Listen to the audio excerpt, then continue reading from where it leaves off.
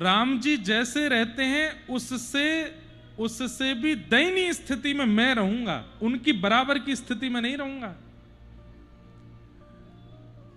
राम जी घास फूस पर सोते हैं, मैं नहीं सोऊंगा, गड्ढा करके नीचे उस पर कुशा बिछा उस पर लेटते। बोले उनके समान आसन पर मैं नहीं बैठूंगा।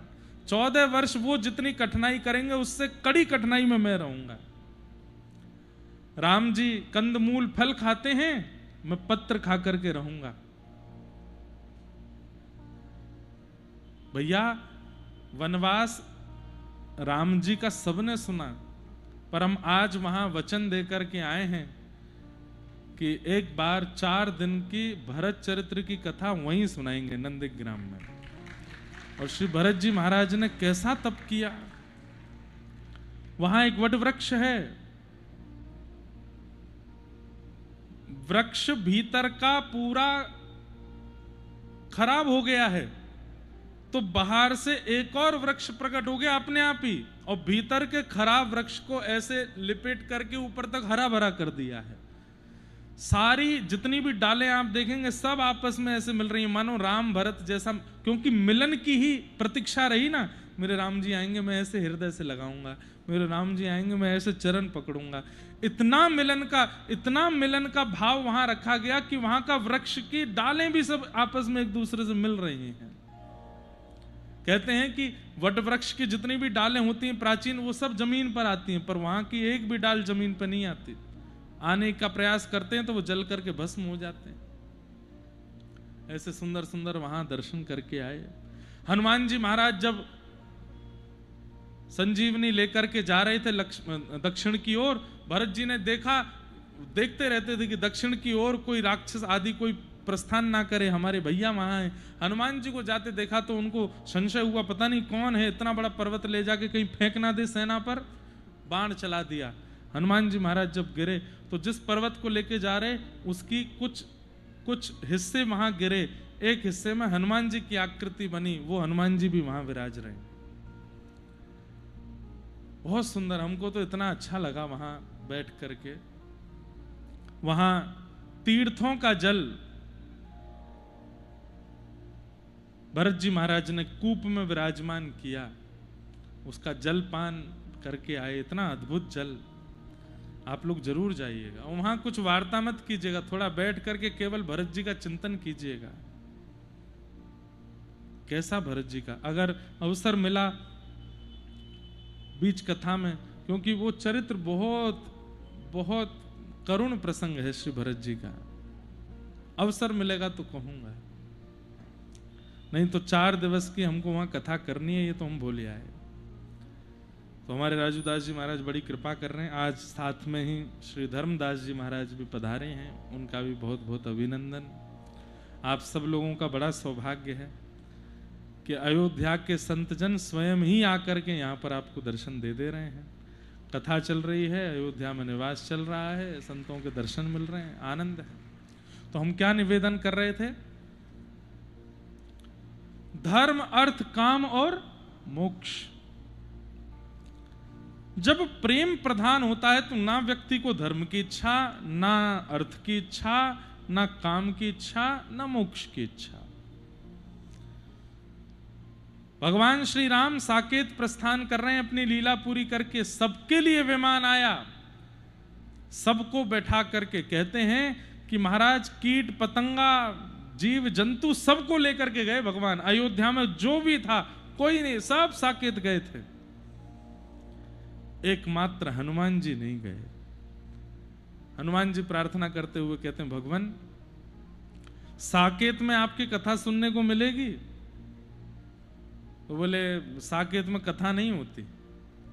बोले तो फिर हम साकेत जाके क्या करेंगे? बोले क्यों नहीं होती कथा? बोले जहां हम प्रत्यक्ष बैठे हैं वहां कथा की क्या आवश्यकता है? हम सामने बैठे हैं, कथा तो वहां सुनी जाती है जहां हमारा वियोग हो, हमारी याद आ रही हो, हमारा भाव हो, कुछ सीखना हो। पर हम मिल गए तो सब सीख जाते हैं, सब मिल जाता है, सब वियोग दूर हो जाता है, वहां कथा का क्या भाव? तो हनुमान जी महाराज बोले फिर आप ही जाइए, हम नहीं जाएंगे, हम तो यहीं पृथ्वी पर रहेंगे, आपकी कथा सुनते रहेंगे। और हनुमान जी साकेत नहीं गए, जाते रहते हैं हनुमान जी बीच बीच में दर्शन करने, पर श्री हनुमान जी महाराज तो धराधाम पर ही रहते हैं, पृथ्वी पर ही विराजते हैं। मोक्ष की भी कामना नहीं होती है जब प्रेम प्रगाढ़ हो जाता है। धर्म अर्थ काम मोक्ष प्रेम के आगे नतमस्तक हो जाते हैं। नारद जी महाराज कह रहे हैं कि हे व्यास जी, आपने जितने भी ग्रंथ लिखे हैं उनमें धर्म अर्थ काम मोक्ष की प्रधानता बताई, इसलिए आपका चित्त अशांत सा रहता है। एक ग्रंथ ऐसा लिखिए जिसमें प्रेम प्रधान हो। व्यास जी बोले, प्रेम की प्रधानता कैसे बताऊं? बोले, ठाकुर जी का ऐश्वर्य मत बताइए। भगवान कितने बलवान हैं, कितने विराट हैं, कितने ज्ञानी हैं, कितने ऐसे, ये सब मत बताइए। वो कितने प्रेमी हैं, किसी ग्रंथ में ये वर्णन कर दीजिए, आपका चित्त शांत होगा। न यद्वचश्चित्र पदम हरेर्यशो जगत पवित्रम प्रगणित करहिचित तद्वायुषम तीर्थ मुशंति मानसा न यत्र हंसा निर्मन्यु शिक्षया। जो प्रेमी हैं उनके लिए तो कुछ लिखिए। एक कथा हम सुनाते हैं कि कर्माबाई, नाम तो सबने सुना होगा। कर्माबाई रोज सुबह सुबह खिचड़ी बनाती और जगन्नाथ महाप्रभु दौड़ के आते उसकी खिचड़ी खाने। कहते हैं कि कर्माबाई जल्दी के कारण स्नान भी नहीं करती, और जब पहली बार घटना घटी कर्माबाई के साथ तब तो और ही अद्भुत थी। पिताजी कह के गए कि ठाकुर जी का भोग लगाना, बिना भोग लगाए तुम मत पाना। तो बिना नहाए धोए कर्माबाई ने खिचड़ी बनाई। दांतुन करते करते बना रही थी तो लगा कहीं जल ना जाए, तो दांतुन के पिछले भाग से चला दी खिचड़ी, और उस खिचड़ी को खाने महाप्रभु जगन्नाथ दौड़ के आए। एक बार किसी महात्मा ने कर्माबाई से कहा, कर्मा, ये तुम्हारे पूर्व जन्म के पुण्य हैं कि ठाकुर जी तुम्हारी अपवित्र स्थिति में भी तुम्हारी खिचड़ी खा जाते हैं। कर्माबाई बोली, तो बोले, जिस दिन पूर्व जन्म के पुण्य खत्म होंगे तुम खिचड़ी बनाती रह जाओगी, ठाकुर जी नहीं आएंगे। कर्माबाई रोने लगी, ऐसा मत करिए, ऐसा कोई उपाय बताइए कि ठाकुर जी कभी आना बंद ना करें। तो महापुरुष ने नियम बता दिए। 3 बजे उठना, स्नान करना, कोरी साड़ी पहनना, ऐसे नैवेद्य सिद्ध करना, अग्निदेव का आवाहन करना, चूल्हे का पूजन करना, पात्र पर चंदन टीका लगा देना। उसके बाद जितनी सामग्री, दाल चावल जो भी डालो खिचड़ी में, उन सबको प्रणाम करना। ये वैदिक मंत्र हैं, उनसे उसमें आवाहन करना, अन्नपूर्णा मैया को प्रणाम करना, और तब तुम खिचड़ी बनाना। ये तुम पवित्रता लेके आओगी तो ठाकुर जी देख करके फिर स्थिर हो जाएंगे, फिर कभी नहीं जाएंगे। कर्माबाई बोली, बस यही चाहिए। अगले दिन कर्माबाई ने यही नियम किए। ठाकुर जी आ गए। ठाकुर जी जब पहुंचे तब कर्माबाई चूल्हे का पूजन कर रही थी। ठाकुर जी बोले, अम्मा खिचड़ी, बैठे रहो, अभी बन नहीं है। चंदन लगा रही हैं, कभी कोई मंत्र बोल करके चावल डाल रही है, कोई मंत्र बोल के उसमें दाल डाल रही हैं, कोई मंत्र बोल के उसमें नमक पधरा रही हैं, हल्दी पधरा रही हैं। ठाकुर जी थोड़ी पे हाथ धर के बैठे, मैया समय हो गया मंगला का, मुझे जाना है, मंदिर में घंटे घड़ियाल बज रहे हैं। स्थिति ये हुई, ठाकुर जी चिल्लाने लगे, जल्दी कर्मा, जल्दी कर्मा। तभी नाम उनका कर्मा पड़ा, जल्दी कर। और वो इतने धीरे धीरे सब बनाती जा रही मंत्र बोल बोल के। उस दिन बिना खिचड़ी पाए ठाकुर जी चले गए। जब खिचड़ी बन के तैयार हुई, ठाकुर जी जा चुके थे। कर्मा बाई बोली, ये क्या हुआ? मंदिर गई लड़ने ठाकुर जी से, आप क्यों चले आए? ठाकुर जी बोले, कितने बढ़िया प्रेम से भाव से तुम बनाती थी, इतना सब कुछ, ये क्या आज नया तुमने वो नियम शुरू किया? बोले, मुझे सब पता है, मेरे पुण्यों के कारण आप आ रहे थे और मेरे पुण्य क्षीण हो रहे थे। मेरे को एक महात्मा ने बताया, ये नियम से स्नान ध्यान करके बनाओ तब। ठाकुर जी बोले, नियम उनके लिए हैं जिनके चित्त में प्रेम नहीं है कर्मा। जो प्रेम शून्य है उनको नियम करने की आवश्यकता है। तू तो प्रेमी है, तुझे नियम की क्या आवश्यकता? तेरे लिए कोई आवश्यकता नहीं है। और सही बात है ये। जिनके चित्त में नियम प्रेम नहीं है, मतलब वो अपवित्र है, इसलिए उनको नहाना भी पड़ेगा, उनको संध्या वंदन भी करनी पड़ेगी, उनको तीर्थों के जल भी पीना पड़ेगा, उनको पंचगव्य भी पान करना पड़ेगा। पर जिनके चित्त में प्रेम नीर बहता है, उनका चित्त तो परम पवित्र है, उनको किसी की आवश्यकता नहीं है।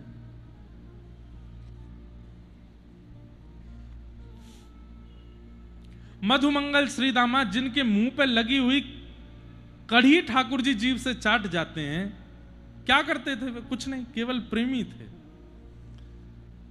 प्रेम से पवित्र संसार में कुछ नहीं है। और दुर्भाग्य की बात है, आज प्रतिशत भर भी प्रेम किसी के चित्त में नहीं है। सब स्वार्थी हैं, स्वार्थ लाग करहि सब प्रीति। बस ये प्रेम हमारे चित्त में आ जाए इन कथाओं से, तब ठाकुर जी प्राप्त हो जाए। क्योंकि साधन हम इतने नहीं कर पाएंगे जितने सतयुग के लोगों ने किए, त्रेता के लोगों ने किए, द्वापर के लोगों ने किए। कलयुग में तो केवल प्रेम ही है जिससे ठाकुर जी मिलेंगे। तो नारद जी महाराज ने वेदव्यास जी को समझाया कि ऐसा कोई ग्रंथ लिखिए जिसमें प्रेम प्रधान हो। भगवत तत्व की प्रधानता तो बहुत देखी लोगों ने, ठाकुर जी विराट हैं, ठाकुर जी ऐसे हैं, ठाकुर जी पराक्रमी, वो जगत नियंता जगदाधार, पर वो प्रेमी कैसे हैं? कहीं पर ये भी तो वर्णन करो, उनके प्रेम का वर्णन करो। वो कैसे गोपियों के यहां जाकर के माखन चुरा लेते हैं, कैसे ग्वाल बालों के संग मधुर मधुर लीला कर लेते हैं, कैसे कभी किसी गोपी के कहने पर, अरे क्या, रसखान जी का ये वाक्य सबको याद होगा, ताहि अहीर की छोहरिया, आगे क्या है, छछिया भरी छाछ पे नाच नचायो। छछिया किसको कहते हैं? इसको छछिया बोलते हैं। ये ऐसे भी आप करोगे, ये छछिया नहीं है, इसको सीधा रखो, सीधा रखने पर जितना गड्ढा बनेगा इसको छछिया बोलते हैं। और इसमें जितनी छाछ आ जाए उतनी छाछ पर व्रज की गोपियां ठाकुर जी को नचा देती हैं। कैसे? यशोदा मैया मटका में जल भरने के लिए जा रही हैं, पीछे पीछे पल्लू पकड़ करके छोटे से गोपाल जी चल रहे हैं। इतने में ही एक गोपी अपने हाथ में 5-10 बूंद छाछ लेकर के और खिड़की से ऐसे बाहर निकालती है, बोले लाला आजा, खा ले, पी ले। तो ठाकुर जी छचिया भर छाछ पे ही रीझ जाते हैं, मैया को पल्लू छोड़ दें, वह गोपी के घर में घुस जाएं। गोपी के घर में घुसते गोपी भीतर से किवाड़ बंद करे, चटकनी लगावे। ठाकुर जी के कहाँ है छाछ, छाछ पिवाओ। ठाकुर जी बोले हम बे छाछ पीवे गो गोपी के। अच्छा चल एक काम कर, बोले कहा बंदर कैसे करे लाला, करके दिखाइयो। सो ठाकुर जी बंदर की तरह करते हैं। अच्छा लाला गैया कैसे चलने, चल के दिखाइयो। तो ठाकुर जी गैया की तरह चलते हैं। फिर पूछते हैं कहाँ है छाछ, मुझको छाछ पीनी है। अच्छा लाला नक नाच के दिखा दे। सो ठाकुर जी ठुमक ठुमक के नाचने लगते हैं, फिर रोते हैं, मुझको छाछ चाहिए, जल्दी पिवा दे गोपी। लाला एक बार मेरे हृदय से लग जा। ठाकुर जी हृदय से लग जाए, फिर कहें अब मुझको छाछ पिवाए दे। अच्छा एक बार यहां अपने अधर को स्पर्श करा दे। ठाकुर जी स्पर्श, अब तो दे दे मुझको छाछ। बोले अपने दोनों हाथ मेरे सिर पर धर दे। धर दिए गोपी, अब तो दे दे छाछ। बोले मैं ना देरी, चलो जा जा। ठाकुर जी रोते रोते जामे, मैया जी गोपी बहुत खिजायो, ये गोपी मुंह को बहुत खिजामे।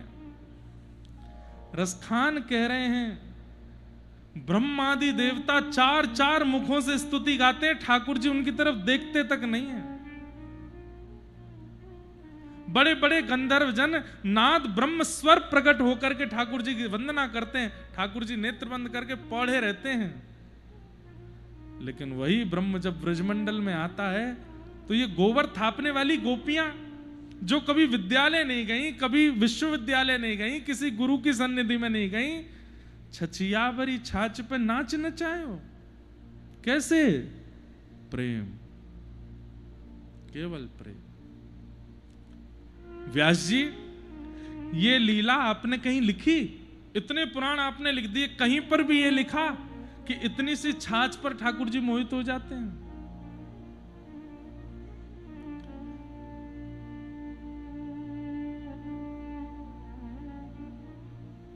कि वत्सान मुंचन क्वचित समय क्रोश संजात हास। वर्णन करते हैं श्री शुकाचार्य जी, बछड़ाओं को खोल के भाग जाते हैं, बच्चों को नोच के भाग जाते हैं। अरे एक जगह तो ऐसा वर्णन किया है, मेहनादीनि वास्तव, जिस घर से ठाकुर जी को मक्खन नहीं मिलता, जैसे कोई गोपी बहुत प्रोटेक्शन अगर कर ले, ठाकुर जी नहीं जा पावे, सो ठाकुर जी उस घर के बाहर कोयला से ऐसे निशान बना देते हैं। बोले अब मोकू तुमने मक्खन नहीं दियो, मैं भी देखूंगा कि कल तुम्हारे घर में भोजन कैसे बने। क्या करते हैं ठाकुर जी? सुबह सूर्य उदय होने से पहले ही यशोदा मैया के बगल से धीमे से उठते हैं और उठ करके सब ग्वाल बालों को इकट्ठा करके सूर्य उदय से पहले ब्रह्म मुहूर्त में पहुंच जाते हैं उस गोपी के घर जिसने माखन खाने से कल रोक दिया। फिर क्या करते हैं? उसके द्वार पे, उसके चूल्हे पे, उसके जहां भी जगह मिलती पवित्र स्थान जो भी, सब जगह सबरे ग्वाल बाल धोती खोल खोल करके मेहनादीनि वास्तव। सुबह सुबह गोपी उठ करके आती है और जब देखती है, हाय राम, पूरे आंगन में तब ठाकुर जी, तेने हमारे पेट पूजा रोकी, हमने तेरी रोक दी, ले तेरे चूल्हा कोई कल्याण कर दियो। अब ये बात आपने कहीं लिखी कि परमात्मा ऐसे भी करते हैं? व्यास जी बोले ऐसा तो मैंने कहीं नहीं लिखा। बोले इसीलिए आपका मन शांत है। ऐसा कुछ वर्णन कीजिए, ऐसी कोई रचना कीजिए जिसके भाव से लोगों में ठाकुर जी के प्रति सम्मान नहीं, ठाकुर जी के प्रति श्रद्धा नहीं, ठाकुर जी के प्रति समर्पण नहीं, ठाकुर जी के प्रति प्रेम उत्पन्न हो, उनके नेत्रों से झरझर अश्रु बहने लग जाएं, ऐसा भाव कहीं लिखिए, तब आपके मन को शांति मिलेगी। तब वेद व्यास जी महाराज ने, नारद जी ने फिर अपने पूर्व जन्म की कथा बताई कि मैं एक दासी पुत्र था और आदि आदि सब भाव बताए। नारद जी महाराज की भाव सुन करके श्री वेद व्यास जी ने समाधि लगाई और समाधि नानुस्मर तद विचेष्टितम, समाधि लगा करके जब नेत्र खोले हैं तो श्रीमद् भागवत संहिता उत्पन्न हो गई। बोलो भागवत महापुराण की। सब ग्रंथ, सब शास्त्रों का उद्गम धर्म से होगा, अर्थ से होगा, काम से होगा, मोक्ष से होगा, ज्ञान से होगा, वैराग्य से होगा, त्याग से होगा, पर श्रीमद् भागवत जी का उद्गम प्रेम से है। ये प्रेम से प्रकट हुई है और इनके फलस्वरूप भी प्रेम ही मिलता है। अगर कथा सुनने के बाद प्रेम नहीं मिला, इसका मतलब कथा सुनी नहीं आपने। प्रेम मिलता है।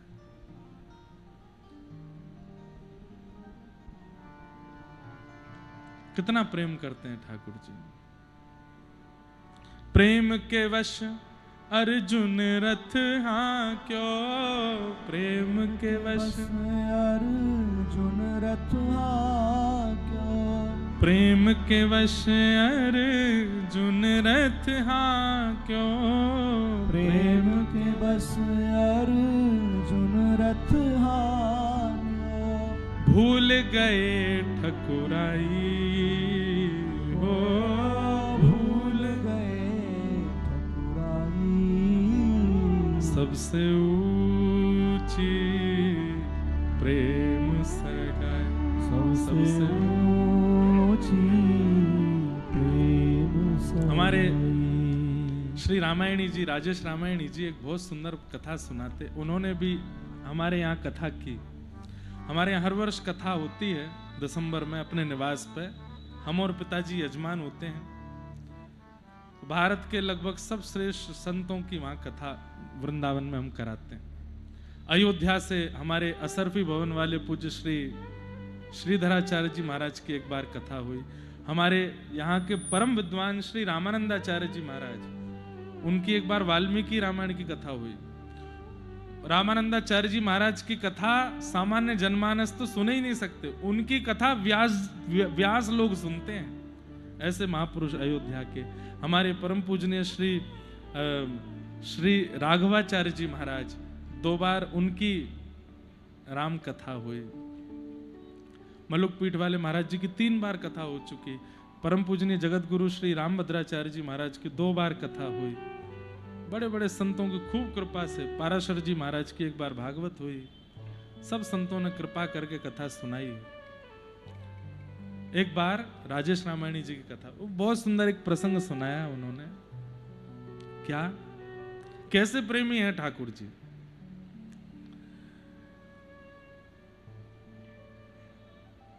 एक बार भगवान श्री कृष्ण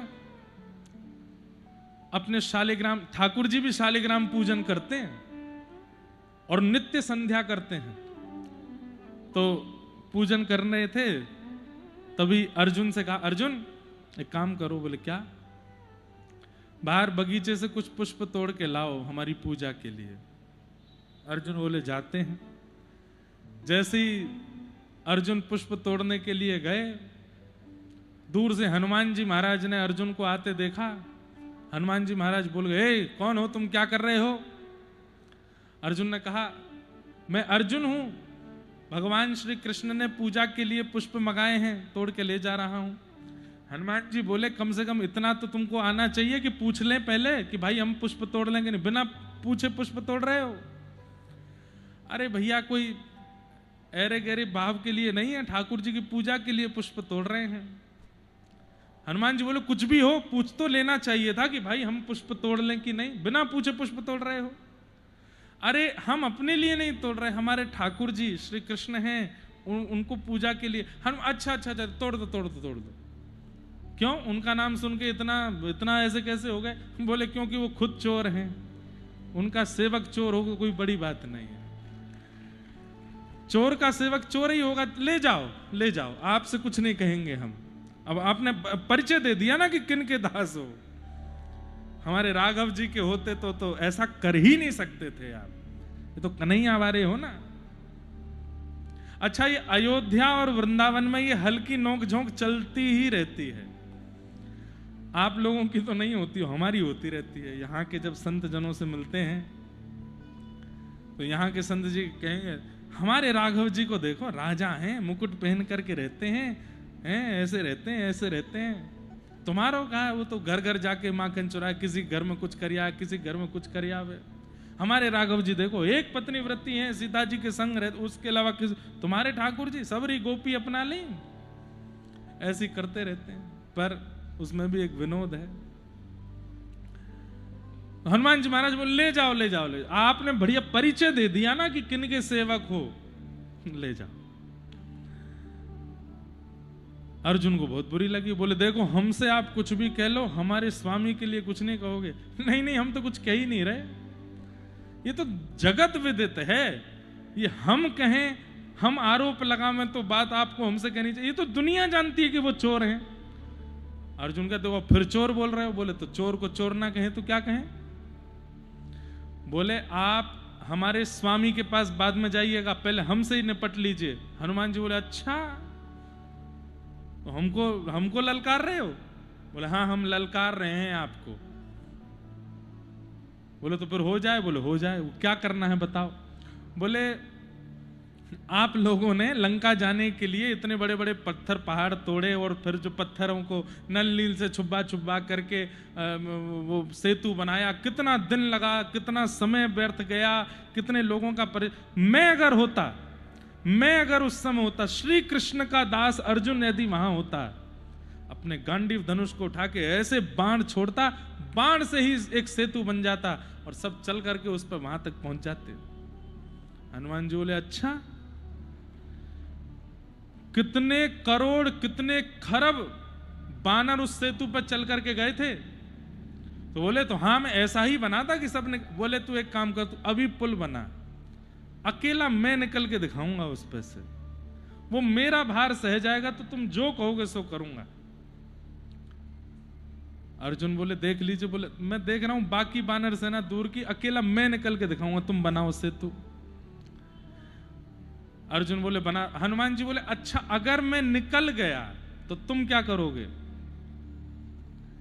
बोले मैं तुरंत चिता में अग्नि लगा करके अपने प्राणों का दाह कर दूंगा। मुझे इतना विश्वास है अपने गांडीव धनुष पर और कृष्ण के शिष्यत्व पर कि मेरे बनाए सेतु को आप पार नहीं कर पाओगे। हनुमान जी बोले बनाओ।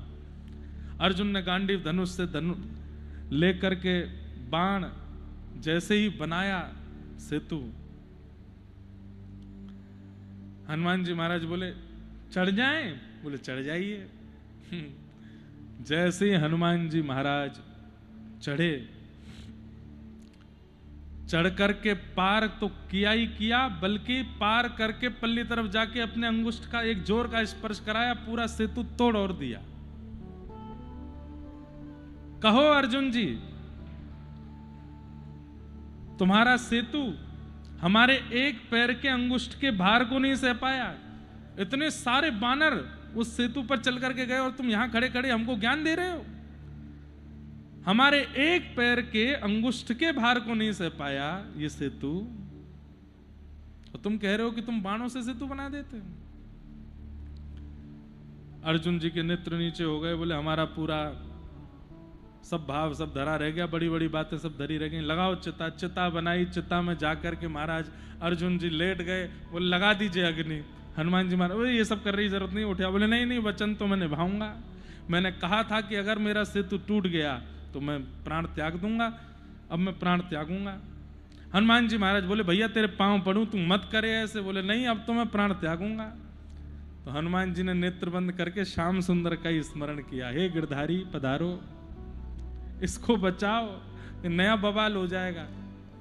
इतने में ही ठाकुर जी एक ब्राह्मण का रूप धारण करके आए, और ब्राह्मण बन करके आए। बोले अरे अरे अरे, आज बड़े कृपा हनुमान जी के दर्शन। और ये कौन है? नवयुवक लेटा है चिता पर, जीवित जीवित अपने प्राण त्याग रहा है।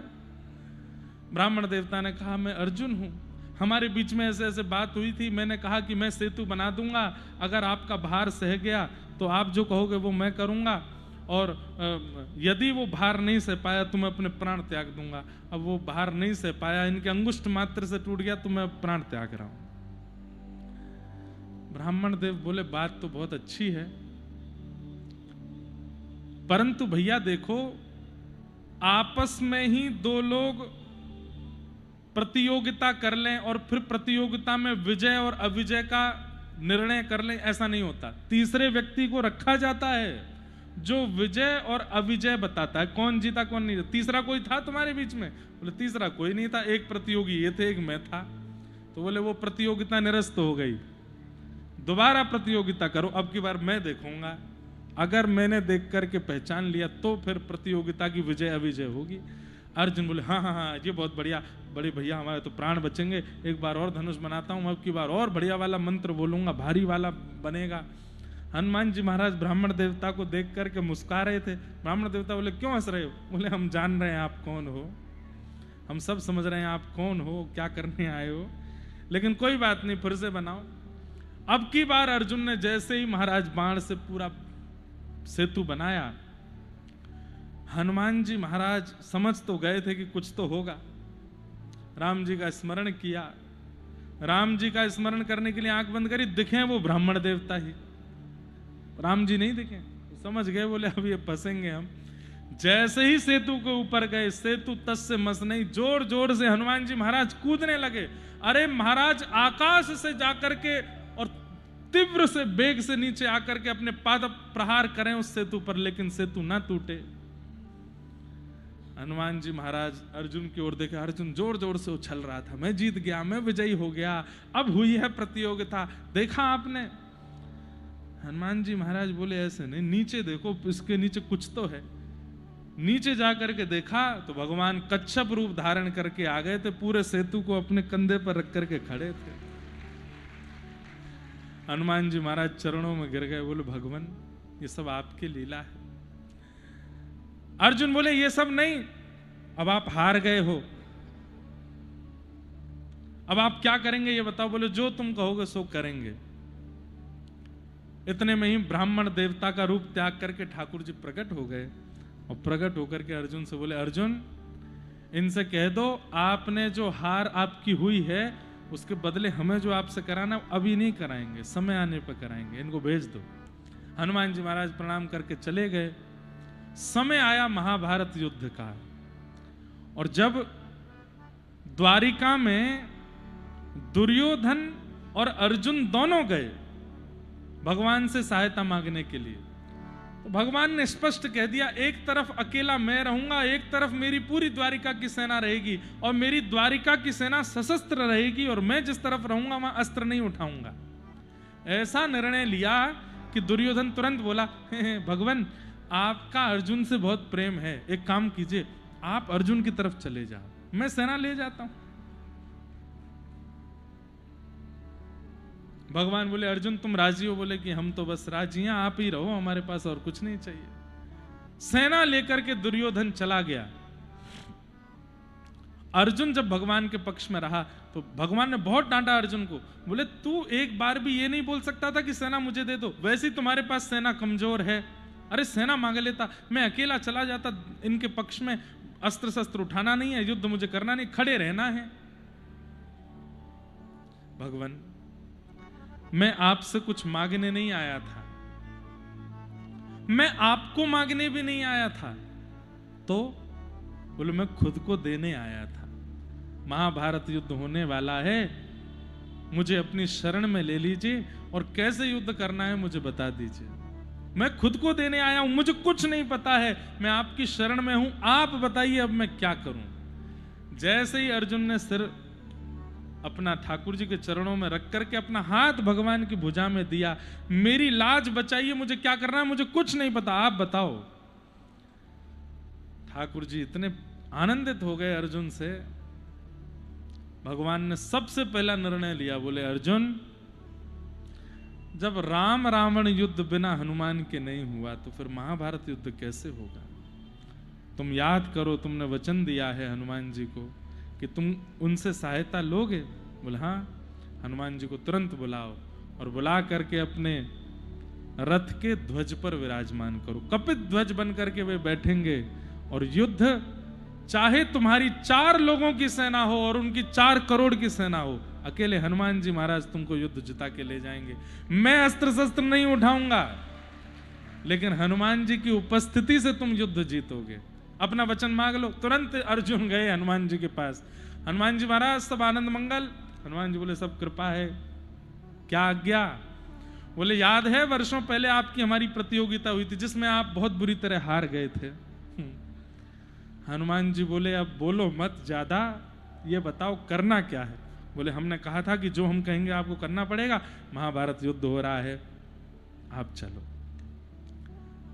हनुमान जी को लेकर के द्वारिका आ गए। हनुमान जी बोले भैया देखो हम आ तो गए हैं, पर त्रेता युग के बाद से हमने एक नियम ले लिया है, क्या हम एक दिन भी एक कर्म भी बिना सत्संग, रोज कथा सुनते हैं, हरि प्रभु चरित्र सुनवे को रसिया, हमारी कथा सुनने की व्यवस्था युद्ध में हो जाएगी। ठाकुर जी बोले चिंता नहीं करो, हम ही सुनाएंगे कथा। अर्जुन तो बहाना है, गीता तो भगवान ने हनुमान जी को सुनाई है, हनुमान जी को सत्संग करा रहे हैं, क्यों बिना कथा सुने नहीं रहेंगे।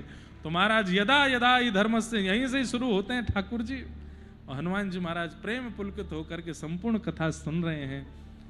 कथा विराम होते ही, मतलब गीता का ज्ञान पूर्ण होते ही हनुमान जी ने ऐसे युद्ध जिताया है अर्जुन को। उससे पहले मोह हो रहा था, ये अर्जुन को मोह क्यों हो रहा था, युद्ध का निर्णय अर्जुन ने लिया, धनुष बाण लेकर के अर्जुन आया, बीच युद्ध मैदान में जाती मोह कैसे आया। हनुमान जी महाराज कह रहे हैं मैं नहीं करने दूंगा युद्ध, क्यों, मैंने कही थी पहले मुझे कथा सुनाओ, बिना कथा सुने नहीं। तो अर्जुन का जो मोह प्रकट हुआ वो हनुमान जी ने करवाया। बोले पहले हमारी जो दक्षिणा है युद्ध लड़ने की वो दिलवाओ। तब भगवान ने मोह दूर करने के लिए कथा सुनाई और श्री हनुमान जी महाराज सुनकर के आनंदित हो गए। उसके बाद अर्जुन का युद्ध विजय हुआ।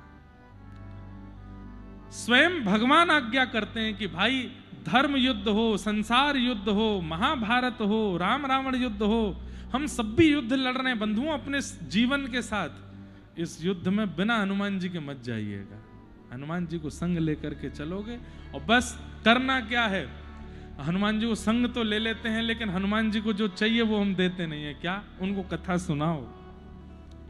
हमारे श्री हनुमान जी महाराज हैं, कीर्तनिया हनुमान जी हैं, पूरी कथा सामने बैठ करके सुनते हैं, बस इन्हीं को कथा सुना रहे हैं, हमारी सबरी रक्षा यही करते हैं। हम इनसे बस ये कहते हैं हम आपको कथा सुना रहे हैं, बाकी जो अला वला है सब आप देख लेना, वो हम पे छोड़ दो, तुम बस कथा सुनाओ हमको।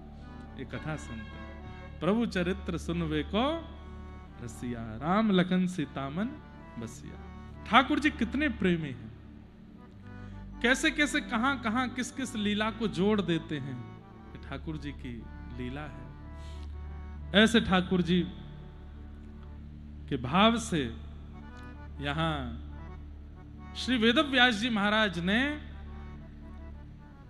भागवत जी की रचना की। बोलो भागवत महापुराण की। ठाकुर जी की प्रेम की प्रधानता के भाव से भागवत जी की रचना की। ऐसी भागवत जी को हम बारंबार प्रणाम करते हैं, बारंबार वंदन करते हैं। आहा,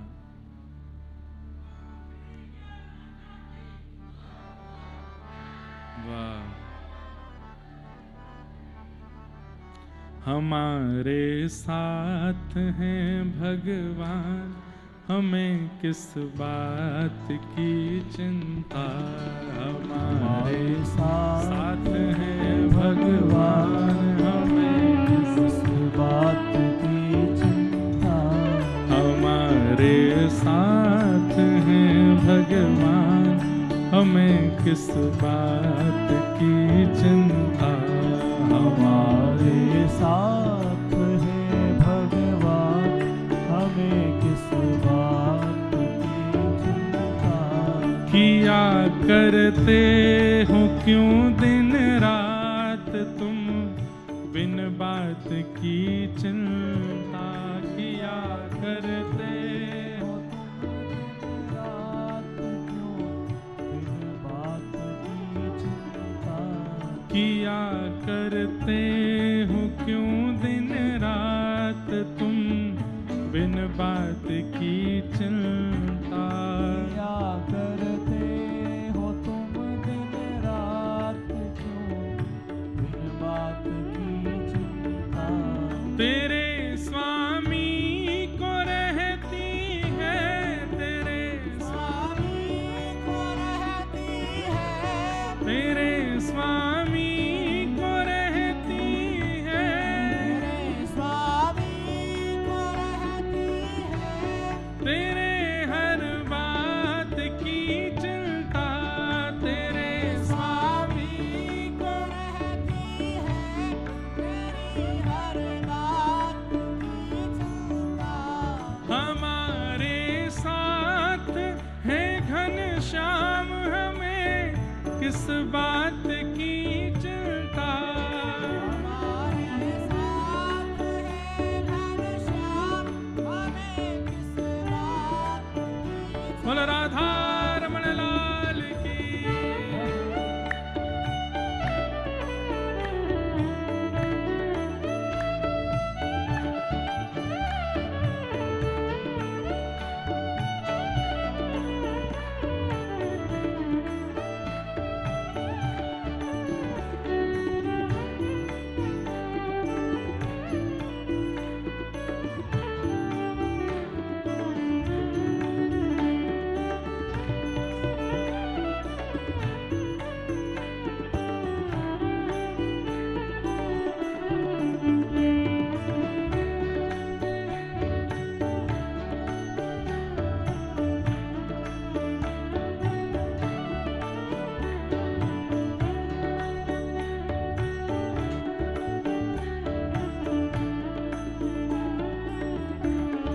न खाने की न पीने की, न जीने की न मरने की। न खाने की न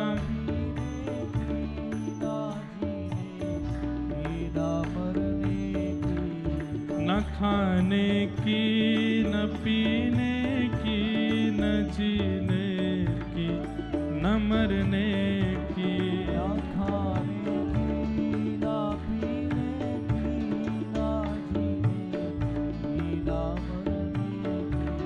रहे हर श्वास में हरि नाम, रहे हर रहे हर श्वास में हरि नाम।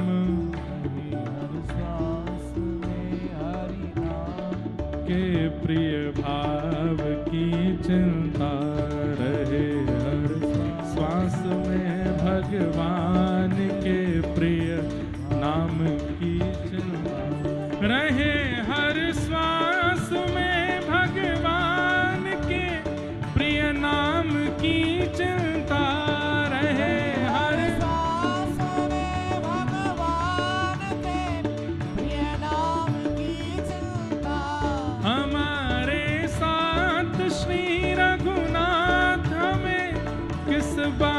की चिंता।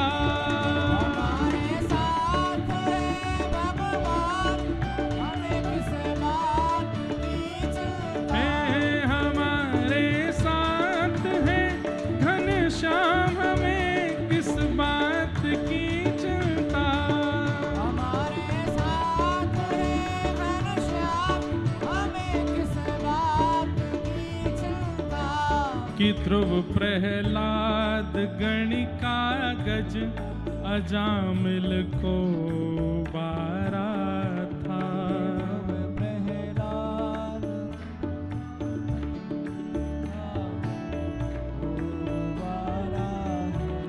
के ध्रुव प्रहलाद गणिका गज अजामिल को बारा था।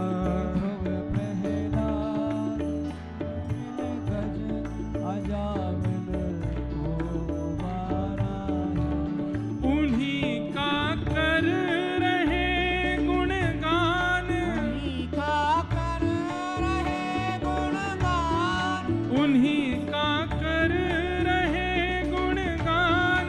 उन्हीं का कर रहे गुणगान। तो फिर किस बात की चिंता। उन्हीं का कर रहे गुणगान, तो किस बात की चिंता। हमारे साथ श्री रघुनाथ, हमें किस बात की चिंता। हमारे साथ है रघुनाथ में, किस बात की चिंता। राधे राधे गोविंद गोविंद राधे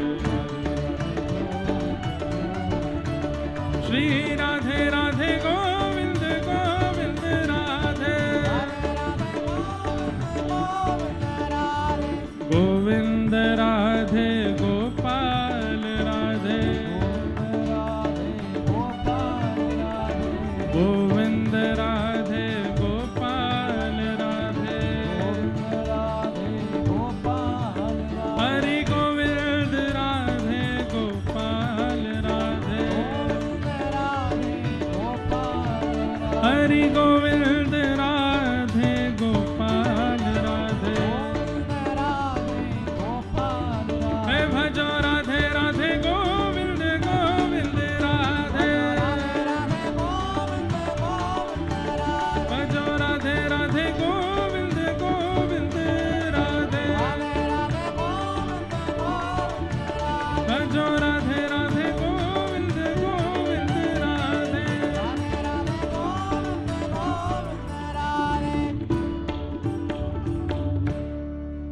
उन्हीं का कर रहे गुणगान, उन्हीं का कर किनका गुणगान कर रहे हैं। कि ध्रुव प्रहलाद गणिका गज अजामिल को उबारा था। कि ध्रुव प्रहलाद गण कागज अजामिल को, जिन्होंने इनको उबारा था, उन्हीं का कर रहे गुणगान, उन्हीं का कर रहे गुणगान। तो फिर किस बात की चिंता। उन्हीं का कर रहे गुणगान, तो किस बात की चिंता।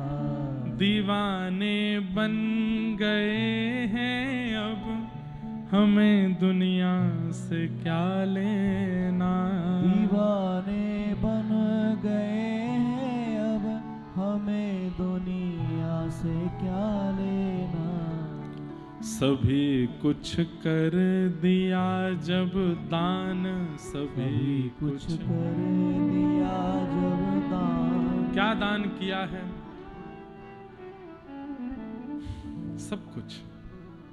मन हरि का, तन हरि का, धन हरि का, बुद्धि हरि की, नेत्र हरि के, कान हरि के, हाथ हरि के, चरण हरि के। ये जीवन हरि का, सर्वस्व हरि का, हमारा नहीं है। आप जैसे चाहो, जैसे अर्जुन ने सब कुछ कर दिया, बोले नाथ आप देखो, मुझे नहीं पता आप क्या करना है, आप जैसा कह दोगे वैसा करूंगा। आप कहोगे सीधे हाथ पे जाओ, जाऊंगा।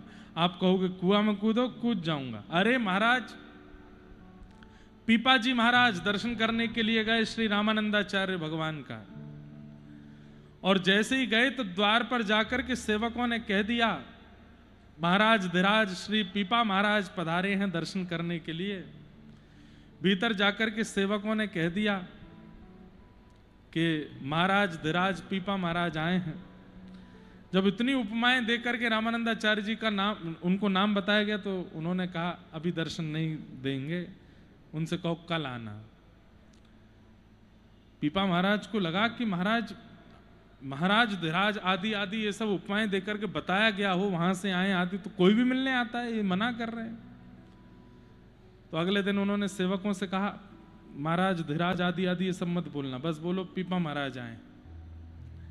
अगले दिन बोले पीपा महाराज आए दर्शन करने के लिए। रामानंदाचार्य जी ने अंदर से फिर कहा, बोले अभी नहीं मिलेंगे, जाओ। तीसरी बार ना तो सैनिक लेके आए, ना सेना लेके आए, कोई नहीं आया, अकेले आए। आकर के बोले, दास पीपा आया है दर्शन करने के लिए। भीतर जाकर के सेवकों ने कहा, तो रामानंदाचार्य जी समझ गए, लेकिन बोले ये केवल बोल रहे हैं कि मन से इतने समर्पित हो गए, इसकी परीक्षा लेनी पड़ेगी। जाओ जाकर के कह दो सामने कुआं है, उसमें कूद जाएं। सेवकों ने जाके कहा, पीछे एक कुआं है, आचार्य की आज्ञा, उसमें कूद जाओ। जैसे ही दौड़ करके गए हैं कूदने के लिए, इतने में ही आचार्य चरण वहीं बाहर प्रकट हो गए। बोले रुक जाओ, अब दर्शन देंगे। हम देखना चाह रहे थे कि समर्पण कैसा है। सभी कुछ कर दिया जब दान, सभी कुछ,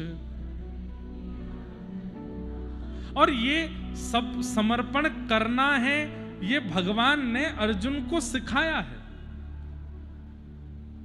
मोरध्वज नाम के राजा के पास भगवान अर्जुन को लेके गए थे, और अर्जुन को दिखाने ले गए। बोले तेरे को एक दिखाता हूं कैसे भक्त होते हैं मेरे। अर्जुन बोला दिखा के लाओ। अर्जुन को लगता था मुझसे बड़ा कोई नहीं होगा, तो दोनों विप्र का रूप धारण करके, ब्राह्मण का रूप धारण करके जब गए, राजा ने बड़ा स्वागत सत्कार किया। बोले मांगिए भगवान क्या चाहिए। तब अर्जुन से भगवान ने, तुम चुप रहना, हम बोलेंगे। बोले हमको चाहिए ये कि जब हम तुम्हारे दरबार में आ रहे थे तो रास्ते में एक शेर मिला था, और शेर हमको खाने के लिए आ रहा था, तो हमने उसके आगे बड़े हाथ पैर जोड़े, अनुनय विनय किया, तो शेर ने हमको छोड़ दिया। लेकिन उस शेर ने हमसे कहा मैं एक शर्त पे छोड़ूंगा। बोले क्या? पास में एक राजा रहता है, उस राजा का तन मुझे बहुत बढ़िया लगता है, उसको दूर से देखते ही मेरे मुंह में पानी आता है कि मैं उसको खा जाऊं। तो हे ब्राह्मण देवताओं के प्रतिपालक राजा मूरध्वज, हम तुमसे यही चाहते हैं कि वो शेर या तो हमको खाएगा, इसलिए तुम कृपा करके अपना तन उनको दे दो। आधा तन ही चाहिए, पूरा नहीं चाहिए। अपनी पत्नी और बेटे को तुरंत बुला करके एक आरी दे दी। बोले कि मेरा शरीर बीच से काट दो और इनको सौंप दो। जब ये समर्पण देखा ठाकुर जी के प्रति, तब अर्जुन समझ गए कि भगवान कितने कृपालु। जय हो। श्री राम जय राम जय जय राम, श्री राम जय, श्री राम जय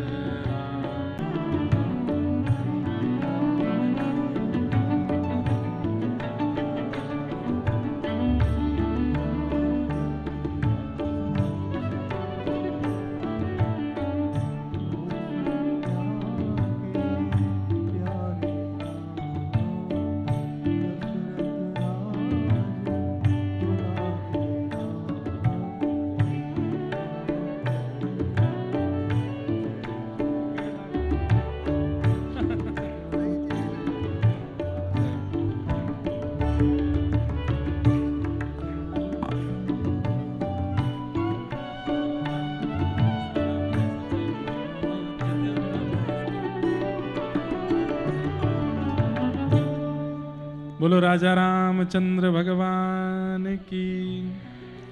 कितने बड़े बड़भागी हैं आप लोगों की जय बोल के। ऐसा लगता है जब आप जय बोलते हो कि 4 लोग बैठे हैं। बोलो राजा रामचंद्र भगवान की। हाँ, अब लगे कि हाँ कछु बैठे हैं। प्रेम से बोला कीजिए। आज कितना बड़ा हमारा सौभाग्य है कि अयोध्या में कथा चल रही है और संत जनों के ऐसे सहज दर्शन यहाँ हमें प्राप्त हो रहे हैं। आज परम पूजनीय प्रातः वंदनीय श्रीमद् जगत गुरु रामानंदाचार्य श्री राम दिनेशाचार्य जी महाराज हम सबके मध्य में पधारे हैं। पूज्य जगत गुरु भगवान जी को बारंबार प्रणाम, बारंबार वंदन। साथ ही आज हम सब के मध्य में श्री बिंदु गद्दी के बिंदु गद्याचार्य और श्री ठाकुर जी के अनन्य सेवक, अनन्य रसिक, और इसी वर्ष आप भी श्री जगत गुरु पद पर प्रतिष्ठित हुए हैं। ऐसे हमारे, अब तो हम कह सकते हैं एक ही दिन मिले हैं, लेकिन हम पर अत्यंत स्नेह जिनका बरसा, एक ही दिन में, एक रात्रि में ही ऐसा स्नेह दिया महाराज जी ने। हमारे पूज्य श्री कृपालु जी महाराज हम सबके मध्य में पधारे हैं। आपके भी युगल चरणों में और पूज्य जगत गुरु भगवान के युगल चरणों में बारंबार आप सब श्रोताओं की ओर से बारंबार प्रणाम, सबकी ओर से बारंबार वंदन। पूज्य जगत गुरु भगवान का पूज्य गुरुधर लाल जी के ब्याहुला उत्सव में बरसाना आगमन भी हुआ था और वहां पर भी आचार्य चरण के मंगला शासन से हम आप सब लोग आनंदित हुए थे। और आज अवध में कथा चल रही है भागवत जी की, तो आज पुनः महाराज जी का मंगल में दर्शन हमको सबको मिल रहा है, ये बड़ी कृपा है। कल रात्रि श्री कनक बिहारी जी के दर्शन करने के लिए गए थे। कनक भवन में कनक बिहारिणी बिहारी जी के दर्शन करके और फिर हमारे पूज्य महाराज जी के दर्शन करने के लिए गए।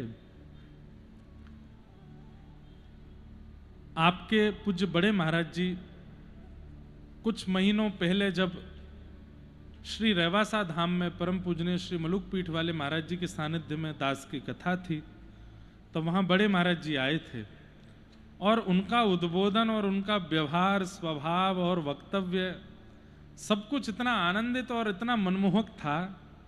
मन में भाव तो था कभी महाराज जी से मिलेंगे, पर आज अयोध्या आए और महाराज जी के स्थान पर भी गए। जय हो।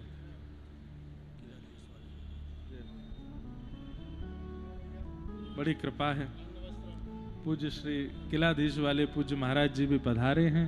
सब लोग करतल ध्वनि से पूज्य महाराज जी को वंदन कर।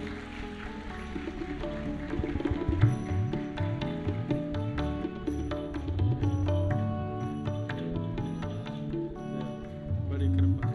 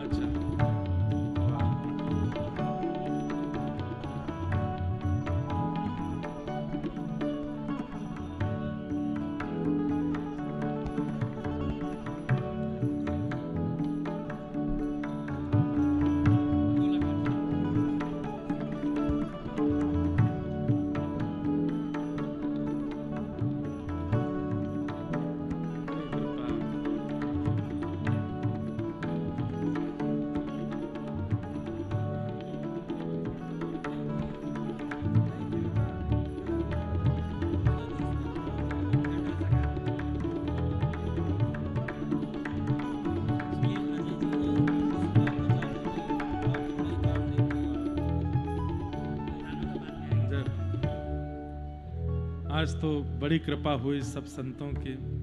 हमारे पूज्य श्री किलाधीश वाले पूज्य महाराज जी पधारे हैं, उनके युगल चरणों में बारंबार प्रणाम।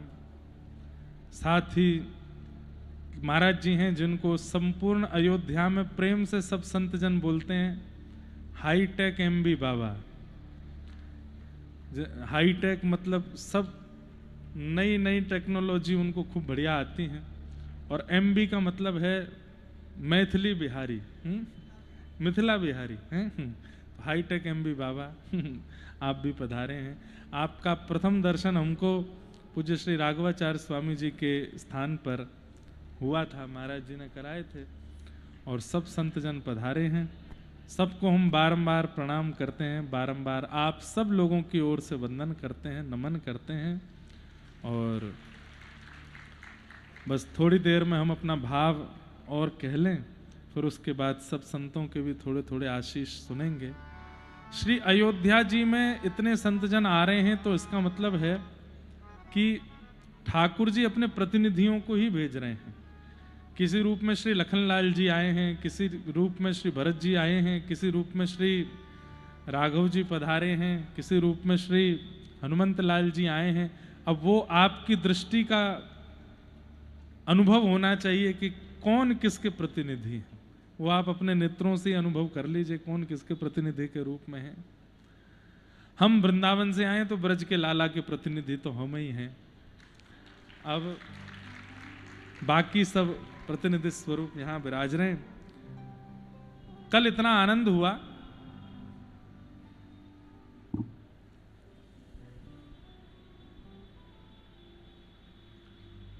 रात्रि में श्री कनक बिहारी जी का दर्शन करने के लिए गए और तत्पश्चात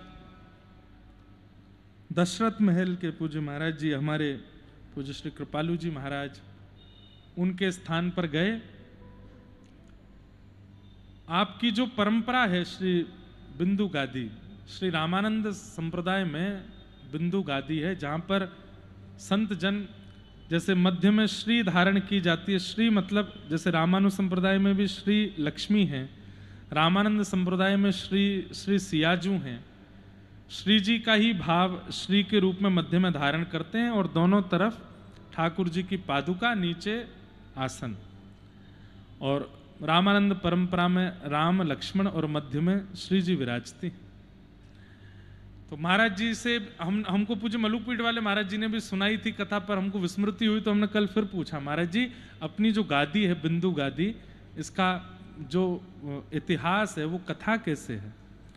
तो महाराज जी ने बहुत सुंदर प्रसंग सुनाया। आचार्य चरण हुए अयोध्या में, महाराज जी क्या उनको किस राम प्रसाद आचार्य जी, श्री बाबा राम प्रसाद आचार्य जी महाराज सेवा करते थे दशरथ महल में ही, वहीं के ठाकुर जी की। अभी दर्शन हम वहां के ठाकुर जी कल शयन हो गए थे, दर्शन तो नहीं हुए, पर वहां के ठाकुर जी की सेवा करते थे श्री राम प्रसाद आचार्य जी महाराज। तो तिलक स्वरूप धारण कर रहे हैं, तो दोनों तरफ ऊर्ध्वपुंड धारण करते हैं, नीचे सिंहासन और बीच में श्री विराजमान करते हैं। तो स्वयं जल भर के लाते थे सरजू जी का, उससे प्रसाद सिद्ध करते, तो कुछ थोड़ा विलंब लगा तो आप श्री ने दोनों तरफ तिलक तो धारण किया, नीचे आसन विराजमान किया, पर मध्य में श्री धारण करना भूल गए और पहुंच गए सेवा में। तो श्री राघव जी बोल पड़े, हंसने लगे। तो बगल में खड़ी सिया जी बोली, आप हंस क्यों रहे हो? बोला हम इसलिए हंस रहे हैं, हमको तो याद रखा, लक्ष्मण जी को तो याद रखा, आपको भूल गए हैं। मध्य में देखो आपको धारण नहीं किया है इन्होंने। और दोनों भैया आपस में हाथ मिला में हंसे, थोड़ी सियाजू को ने थोड़ा चिढ़ाने लगे। सामने खड़े श्री राम प्रसाद आचार्य जी बड़े संकोच में आ गए, बोले जय जय सरकार, क्षमा करिए, उन्हें थोड़ी जल्दी में हम भूल गए श्री धारण करना। तो सिया जी इतनी, चाहे हमारी ब्रज की श्री किशोरी जी हों, यहाँ की सिया, दोनों एक ही हैं, श्री जी ही हैं। और श्री जी तो अत्यंत कैसी हैं? सहज सहज स्वभाव पड़ो, नवल किशोरी जू को, मृदुता दयालुता कृपालुता की राशि। हमारे व्रज में महाराज जी हितध्रुवदास जी कहते हैं किशोरी जी कैसी हैं? सहज स्वभाव पड़ो नवल किशोरी जी को, मृदुता दयालुता कृपालुता की राशि हैं। न कहूं न रिस कहीं भूले हूं न होत सखी, रहत प्रसन्न सदा ये मुख हासी। हमारे व्रज में कहते हैं, ललिता विशाखा कहती हैं, हे राधा रानी, आप इतनी निर्भीकता प्रदान कर देती हैं कि कोई व्यक्ति जब चलता है तो छोटे छोटे कीट पतंग चींटे आदि भी दौड़ते हैं डर के मारे, पर जब हमारी श्री जी चलती है ना, कोई चेंटा नहीं भागता, कोई कीट पतंग नहीं भागता, सब तैयार रहते हैं। क्यों? बोले इतनी कोमल है, हमें पता है कि हम पे चरण धर भी देंगे तो भी हम नहीं मरेंगे।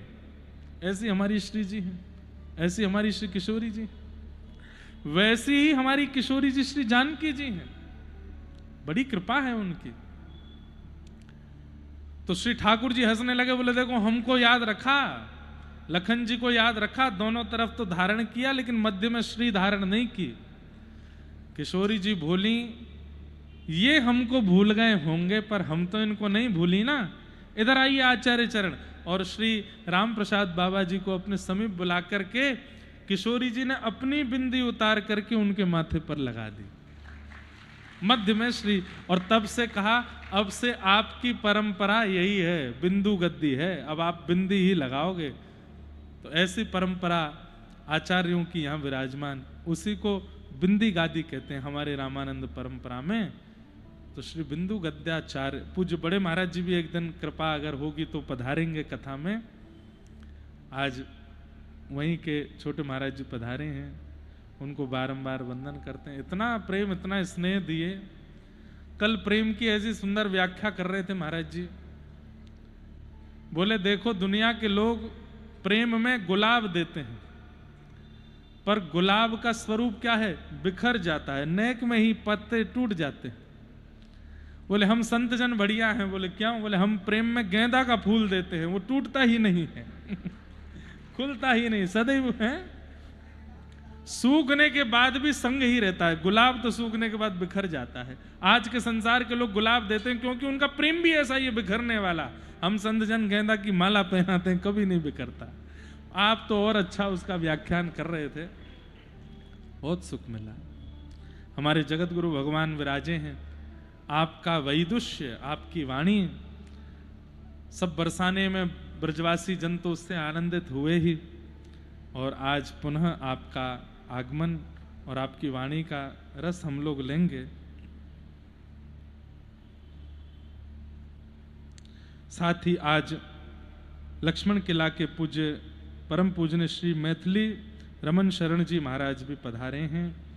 माननीय श्री अनिल कुमार शरण जी सदगुरु कुटी से पधारे हैं, उनको भी बारंबार प्रणाम। और जिनका हमने नाम बताए, हाईटेक बाबा श्री मिथिला बिहारी दास जी महाराज भी पधारे हैं। माननीय श्री अमित कुमार दास जी वेदांती कुटिया से पधारे हैं। श्री राम गोविंद दास जी महाराज भी पधारे हैं। आप सब श्रोताओं की ओर से सब संत जनों के युगल चरणों में बारंबार प्रणाम। और बस यही प्रार्थना कि श्री राघव जी कृपा करें, इन सब संतों के रूप में हमें ऐसा आशीष मिले कि ब्रजवासीन को प्रेम श्री राघव जी से बना रहे। और आपको तो कृपा करके राघव जी ने मंदिर दे दिया, अब जल्दी ब्रजवासियों पर भी कृपा करें। यहाँ राम आ गए, वहाँ पर भी श्याम जी पधारें।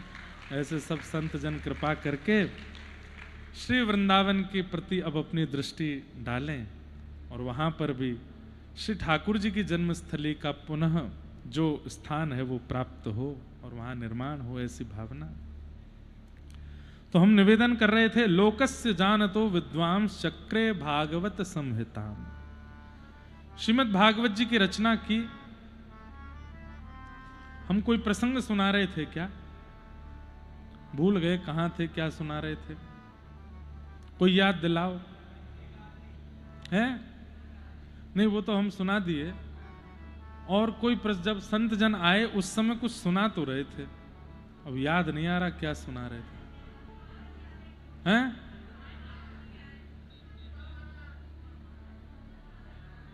क्या सुना रहे थे?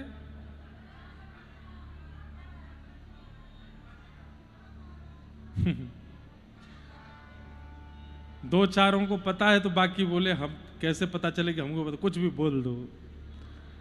कोई बोल रहे पेड़ा सुना रहे थे क्या सुना रहे थे? हाँ, पीपा महाराज का प्रसंग। वाह, ये बढ़िया बात। तो समर्पण के ऊपर चर्चा करो। और देखिए तभी जगत गुरु रामानंदाचार्य जी पधारे, जैसे ही पीपा महाराज का थोड़ा प्रसंग सुना, ये भी कृपा। हमारे पूज्य नाना जी कहते थे कि लाला प्रसंग के अनुसार यदि पंडाल में कोई गतिविधि हो तो समझना चाहिए कि प्रसंग में जिन आचार्यों का स्मरण किया वो आचार्य प्रत्यक्ष वहां बैठे हैं, ऐसा भाव नाना जी हमारे बताते थे। तो समर्पण के ऊपर चर्चा कर रहे थे और पीपा महाराज की, अब देखो हमको याद आ गया, हम कथा सुना रहे थे मोरध्वज राजा की। हार गए आप लोग, हम जीते हैं, आपने बताया था। अच्छा, तो ठाकुर जी अर्जुन को लेकर के गए, मोरध्वज राजा से जाकर के कहा कि एक शेर ने कहा है कि राजा का आधा अंग लेकर के आ जाओ तो हम आपको छोड़ देंगे। तो राजा ने अपनी पत्नी बच्चे को आरी दी, ये भी नहीं कि इतना मोह कि भाई मेरी सेना मेरा अंग काटे, पत्नी बच्चों से कहा, बोले संतों की आज्ञा ये तो करना ही पड़ेगा। आप लोग विचार करके सोचिए, कोई पत्नी और बेटा ऐसा कर सकता है कि अपने पिता का अंग काटे? लेकिन जैसे ही अंग काटने लगे अर्जुन के हाथ पांव कांपने लगे, तब भगवान बोले ये ब्राह्मण के प्रति इतना समर्पण है तो सोचो ब्राह्मणों के प्रतिपालक भगवान के रूप, अगर मैं प्रत्यक्ष रूप में आ जाऊं तो कितना बड़ा समर्पण है इनका। अर्जुन, ऐसे समर्पण रखने वालों को ही मेरी प्राप्ति होती है। वहीं अर्जुन समझ गए थे कि जब मैं समर्पण करूंगा तो ही महाभारत में ठाकुर जी की कृपा मुझको प्राप्त होगी। और आज अर्जुन ने वही किया, ठाकुर जी के आगे हाथ फैला दिए, बोले ना आपसे कुछ चाहिए ना आप चाहिए, मुझे रखो और आप बताओ कहां क्या कैसे करना है, मैं करूंगा। भगवान ने अर्जुन के साथ फिर वही लीला की। तो इस प्रकार भगवान के प्रेम से युक्त जो ग्रंथ है वो श्रीमद् भागवत की कथा है, उसका निर्माण हुआ। वेद व्यास जी महाराज ने भागवत जी की रचना की। अब रचना करने के बाद में विचार करने लगे, गेहे गेहे जने जने कैसे पहुंचाया जाए, कौन है योग्य? पुत्र नहीं, पात्र। हर पिता का ऐसा स्वभाव होता है कि वो अपनी संपत्ति पुत्र को देता है, परंतु हमारी प्रार्थना है कि जब तक पुत्र पात्र ना बने तब तक मत दो, उसको पात्र बनाइए। उसके बाद आप अपनी संपत्ति का बीज बोएंगे तो वह बीज वृक्ष बनेगा, पुष्पित होगा, फलित होगा। और वृक्ष जब पुष्पित फलित होता है तो सबको सुख देता है, उसके नीचे छाया भी मिलती है, भूख की निवृत्ति भी होती है, पुष्प से सुगंधि भी प्राप्त होती है। मतलब अपनी संतान को ऐसा बनाइए कि वो पुष्पित फलित और घनित वृक्ष की तरह हो, ताकि उससे सबका मंगल हो। केवल वो अपना, अपनी पत्नी का, आपके परिवार का मंगल करे, ऐसे पुत्र का निर्माण मत कीजिए, पात्र का निर्माण कीजिए। पूत कपूत तो क्यों धन संचय, पूत सपूत तो क्यों धन संचय, ऐसा कहते हैं, परंतु फिर भी पुत्र को पात्र बनाइए। हमें नहीं लगता कि हम पात्र बने अपने पूज्य गुरुदेव पिताजी महाराज के, पर हमें इतना जरूर याद है कि कथा व्यास मंच पर बैठने से पहले कितने वर्षों तक पिताजी ने हमारी परीक्षाएं ली। अपनी कथाओं में हमारा व्यास मंच लगवाते, छोटा सी गद्दी लगवा के फिर मंच से ही बोल देते, अब आगे भीष्म पितामह की स्तुति पर यह प्रवचन करेंगे। अब हमें भीष्म पितामह की स्तुति पढ़े हो गए महीनों, अचानक से पिताजी ने आज्ञा कर दी तो सुनाना है, तो इतनी तैयारी करके रखते कि कब कहां से क्या बोल देंगे कुछ पता थोड़ी है। कभी कहते कि वृत्रासुर की स्तुति पर प्रवचन करेंगे, कभी कहते गोपी गीत सुनाएंगे, कभी कहते प्रणय गीत पर थोड़ा कुछ कहेंगे। ऐसे पिताजी परीक्षण करते थे और हम पूर्ण प्रयास करते कि ये प्रसन्न हो जाए, फिर भी वो प्रसन्न नहीं होते थे। उसके बाद भी खूब परीक्षाएं ली। हमको रोड क्रॉस करना भी नहीं आता था बिना किसी की उंगली पकड़े, 9वीं कक्षा तक। उस स्थिति में पिताजी अकेले दिल्ली छोड़े आए, बोले यहाँ रहो और अपने कुछ वो क्लासेस थी, बोले इनको करो। अब वहाँ हमको ऑटो वाले से बात करना नहीं आया, वो कहता कि वहाँ तक का 10 रुपया लगेगा, हम कहते हम पे तो 100 ही रुपये हैं।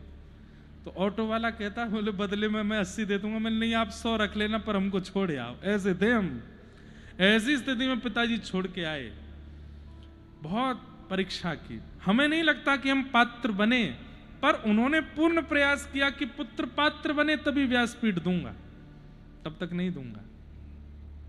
फिर व्यासपीठ पर जब बैठ भी गए, कृपा करके उन्होंने बैठा दिया।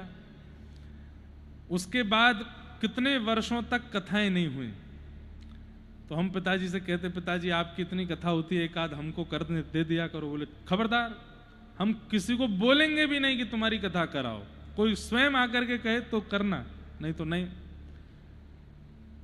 हमको कभी कभी लगता था कि क्यों नहीं कहते किसी को कि भाई इनकी करा लो, ना, कभी नहीं कहते।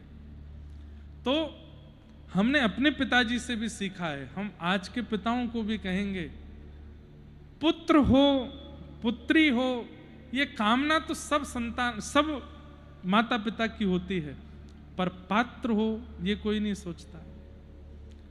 पात्र का निर्माण कीजिए, और उसके निर्माण के लिए जो बल पड़े वो करना चाहिए, उसका निर्माण सुंदर होना चाहिए। परीक्षित जी महाराज, श्री वेदव्यास जी महाराज जानते हैं कि शुकाचार्य जी सुंदर पात्र हैं, पुत्र नहीं पात्र हैं, और भागवत जी को सब तक पहुंचाने में उनसे योग्य मुझे कोई नहीं मिलेगा। तब वेदव्यास जी महाराज ने अपने शिष्यों को एक श्लोक याद करा दिया कि बरहा पीड़म नटवर वपु कर्णयो कर्णकारम विभ्रदवासः कनक कपिशम वैजयन्तीं च माला रंध्रान् वेणो अधर सुधया पूरय गोपवृन्दै वृन्दारण्यं स्वपदरमणं प्राविशद्गीत कीर्ति। वेणु गीत से ठीक पहले का एक श्लोक है, इतना सुंदर श्लोक है, यदि आप नेत्र बंद करके इसकी व्याख्या सुनेंगे तो आपको कृष्ण का दर्शन हो जाएगा। नेत्र बंद करो और बस शब्दों पर ध्यान दीजिएगा। वरहा पीड़म नटवर वपु, कैसे हैं श्याम सुंदर? बोले जिन्होंने सीधा नहीं टेढ़ा मुकुट पहना हुआ है, सीधे हाथ की तरफ झुका हुआ मुकुट धारण किया है। अब इसमें एक बहुत समझने वाली बात है, अगर मुकुट सीधे हाथ की तरफ झुका हुआ है तो इसका मतलब ठाकुर जी सखाओं के साथ घूम रहे हैं, और यदि मुकुट अपने बाम अंग की ओर झुका हुआ है इसका मतलब किशोरी जी के साथ घूम रहे हैं। वरहा पीड़म, मोर मुकुट, आपीड़ यानी कि मुकुट अपने सिर पर धारण किया है। नटवर वपुहु, नटवर किसका, नटवर का मतलब क्या है? नट उसे कहते हैं जो मंच पर आकर के कोई किसी प्रकार के मनोरंजन की क्रिया करे, उसको नट कहते हैं। जिसके प्रति सहज आकर्षण बने उसको नट कहते हैं। पर ठाकुर जी कैसे हैं? बोले नटवर, उन आकर्षण करने वालों में भी सर्वश्रेष्ठ। क्या है उनका? बोले वपुः, उनका शरीर कैसा है? बोले इतना आकर्षण कर रहा है कि श्रीमद् वल्लभाचार्य जी को लिखना पड़ा, चलितम मधुरम हसितम मधुरम बलितम मधुरम मधुराधिपते अखिलम मधुरम। अरे श्री कृष्ण का ऐसा कौन सा रोहा है जो आकर्षित ना करता हो? उनके नेत्र आकर्षित करते हैं, कान आकर्षित करते हैं, होठ आकर्षित करते हैं, भुजा आकर्षित। अरे महाप्रभु वल्लभाचार्य जी कहते हैं वमितम मधुरम। वमितम मतलब, अरे कोई व्यक्ति अपने मुख में सामग्री लेकर के अगर उगल दे तो वो अच्छी लग सकती है, लेकिन श्याम सुंदर के मुख से निकला हुआ, कभी कोई सामग्री पा करके संतरा खा के आधा चूस के बाहर निकालते हैं तो संतरा इतना सुंदर लगने लगता है, वो भी मधुर लगने लगता है। मधुराधिपते अखिलम मधुरम। कितना भी सुंदर व्यक्ति क्यों ना हो, उसकी कोई आकृति तो ऐसी होती है, उसकी कोई क्रिया तो ऐसी होती है जो अशोभनीय होती है। पर महाप्रभु वल्लभाचार्य जी कहते हैं कि श्री कृष्ण की कोई भी क्रिया की अशोभता तुम बता ही नहीं सकते, वो सब में मंगल है। नटवर वपु। कोई कहे कि अगर कृष्ण मेरे सामने आएंगे तो मैं आंख बंद कर लूंगा, देखूंगा कि वो मुझे कैसे अपना बनाएंगे, तो हमारे व्रज के रसिक कहते हैं लाला ऐसी बात बोल देगो कि वाके शब्दन को सुन करके तुम वाके रह जाओगे, मत देखो, सुन के उनके हो जाओगे। आप कहो मैं नेत्र भी बंद कर लूं, कान भी बंद कर लूं, अब कृष्ण मुझे कैसे अपनाएंगे? बोले श्री कृष्ण के तन की सुगंधी ऐसी नासिका में प्रवेश करेगी कि वाते तुम उनके रह जाओगे। आपने कहा मैं नेत्र कान नाक सब बंद कर लूंगा, अब कृष्ण मेरे को कैसे मिलेंगे? बोले श्री कृष्ण अपने बाम हस्त की कनिष्ठ उंगली से छू देंगे, स्पर्श मात्र से तुम उनके हो जाओगे, व्याकुल हो जाओगे कि ये स्पर्श दोबारा चाहिए मुझे। ऐसे श्री कृष्ण है। नटवर वपु कर्णयो कर्णकारम, दो कान हैं लेकिन कुंडल एक ही पहना है।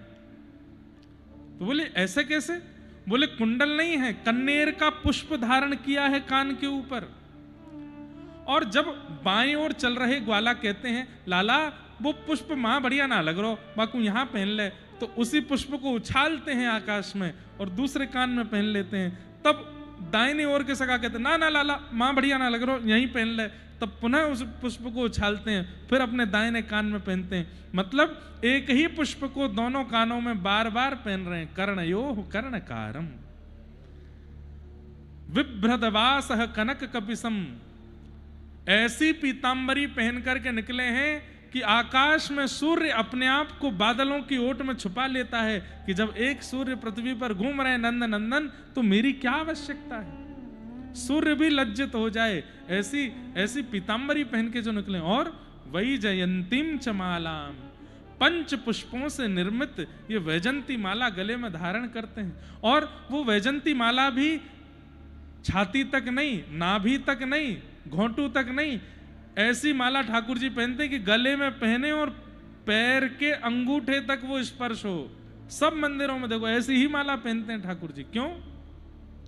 क्योंकि श्री वृंदावन में ठाकुर जी पादुका नहीं पहनते, तो ऐसी माला पहनते हैं कि उस माला से चरण जब स्पर्श होते हैं, जब चरण की थोड़ी ठोकर लगती है तो पुष्प उछल करके टूट करके आगे गिर जाते हैं, मानो आगे के मार्ग को इतना कोमल बना देते हैं कि श्याम सुंदर चरण रखें तो उनके चरणों को कोई क्षोभ ना हो। वही जयंतीम चमाला। और रंध्रान वेणो अधर सुधया, अपने अधर पर वेणु को धर करके अपनी कोमल उंगलियों से उसके छिद्रों को आच्छादित कर रहे हैं। प्राण पिरो बंधुओं, हमारे भारत के संगीत में अनेक साज हैं, परंतु एकमात्र ऐसा वेणु ही साज है जो प्राण वायु से बजता है, और कोई भी साज प्राण वायु से नहीं बजता। आप सामान्य कितनी भी हवा देते रहिए, यहां सब हवा दे सकते हैं वेणु में, लेकिन वेणु नहीं बजेगी। जिसके चित्त में प्रेम रस भरा होगा और वो प्राण वायु से पिरोएगा तभी वेणु बजती है। ऐसी वेणु ठाकुर जी बजा रहे हैं। रंध्रान वेणो अधर सुधया पूरयन गोप वृंदई, दूर खड़ी गोपियां जब देख रही हैं तब वेणु को कोस रही हैं, हरी बैरणी जिस अधरामृत का रस हमको मिलना चाहिए वो इसको मिल रहा है। तब दूसरी गोपी कहती है अरे वाह, वेणु ने कितनी तपस्या करी है, बांस बन के खड़ी रही, धूप ताप सब सहती रही, अपने आप को छिलवाया, सरिया से अपने अंदर छिद्र करवाए, तब जाकर के इतनी योग्य बनी कि श्याम सुंदर के अधर पर बैठी। हमने इतना सहा जो हम उस अधरामृत का पान करें। वृंदारण्यम